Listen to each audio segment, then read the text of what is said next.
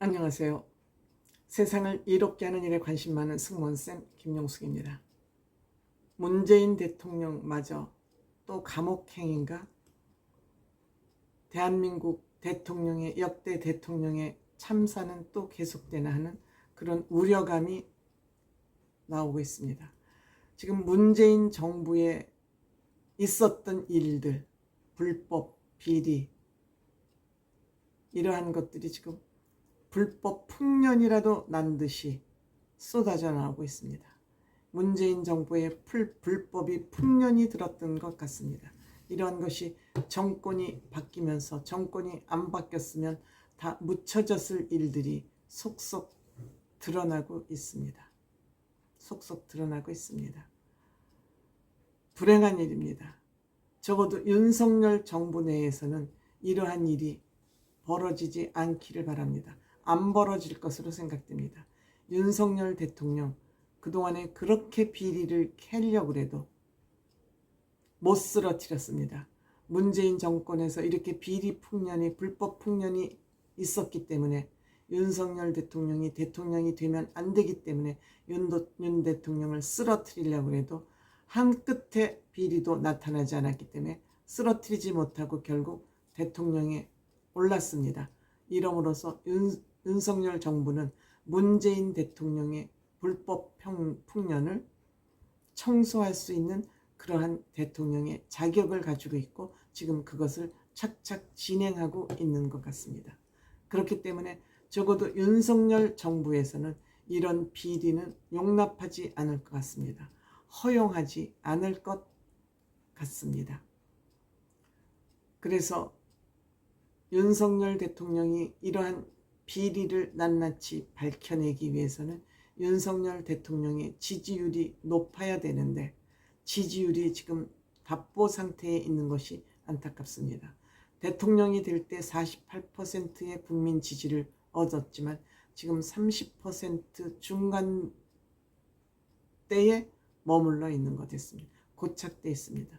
왜 이럴까? 윤석열 대통령이 큰 비리가 있어서일까? 그렇지는 않습니다. 말과 행동,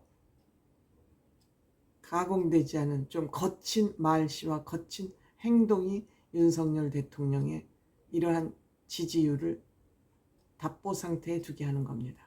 즉 감성 정치를 못하기 때문에 하지 않기 때문에 그렇지 않은가 생각이 됩니다. 뿐만 아니라 더욱 문제가 되는 것은 인간적으로 신뢰를 좀 잃은 거 아닌가 생각됩니다. 공명정대하고 당당하다는 진짜 사나이라는 그러한 사람들의 지지를 인간적으로 좀 훼손하는 일이 있었습니다. 즉 국민의힘 전당대회에서 윤석열 대통령의 입김이 너무 세게 작용하면서 골대를 마음대로 옮긴다는 그런 비난을 받았고 또 청와대 대통령실에 감찰관 임명을 계속 미루고 있었습니다. 감찰관이라는 것은 대통령실의 비리와 이것을 관리 감독하는 건데 이것을 미루고 있기 때문에 무슨 내부적으로 말 못할 사정이 있는 거 아니야?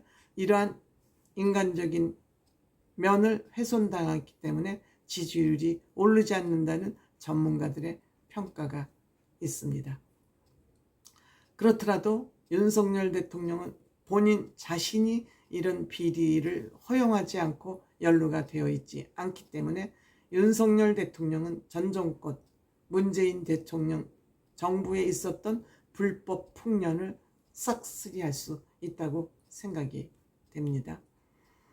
어쨌든 윤석열 대통령은 문재인 대통령이 5년간의 성취라는 이러한 뻔뻔한 주장을 하고 있는 이 문재인 대통령을 향해서 지금 하나씩 칼을 대기 시작했습니다. 특히 최근에 터진 통계 조작 사건, 이것은 나라의 근간을 흔드는 굉장히 중대한 일입니다.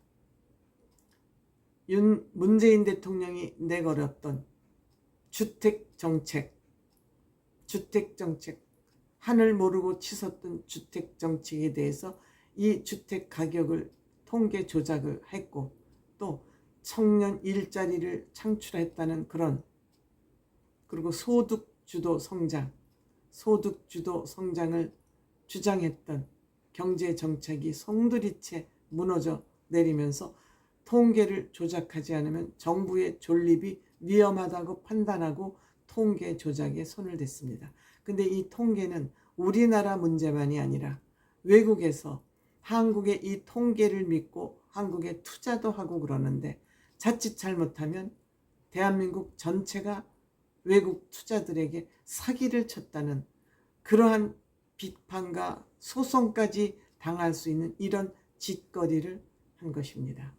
또한 청년 일자리는 국민 세금을 400조나 빚을 내가면서 국채를 발행하면서 단순 알바 일자리를 만들어내놓고 이것을 최고의 일자리를 창출한 정부로 통계를 조작했습니다.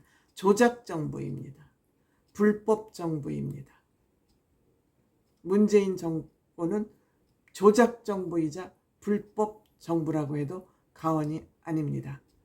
때문에 윤석열 정부는 국가의 기강을 세우겠다고 후보 시절부터 얘기했던 것은 이러한 내용을 다 들여다보고 있었던 거 아닌가, 이렇게 생각이 됩니다.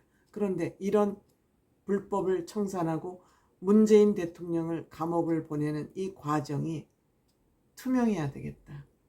투명하지 않으면 국민들의 지지를 받지 않는다. 즉 검찰을 앞장 세워서 검찰공화국이라는 비난을 받지 말고, 검찰이 광란의 춤을 춘다는 그런 비난을 받지 않고, 증거 중심으로 그 부처에서 일어난 비리는 그 부처에서 증거 중심으로 절차에 의해서 투명하게 이 일이 진행되지 않으면 문재인 정권의 비리를 제대로 청산할 수 없고, 윤석열 정부는 검찰 정권, 검찰 공화국이라는 비난을 받지 않을 수 없습니다.